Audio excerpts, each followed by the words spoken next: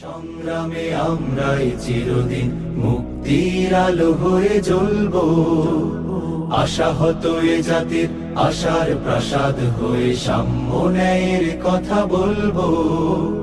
সত্যের সংগ্রামে আমরাই চিরদিন মুক্তির আলো হয়ে জ্বলবো।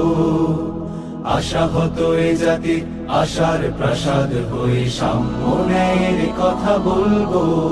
পুণ্যভূমি এই স্বাধীন সোনার দেশ সম্প্রীতির এক উপমা। গড়ব নতুন করে জঞ্জাল দূর করে ব্যর্থ বিফল হতে দেব না।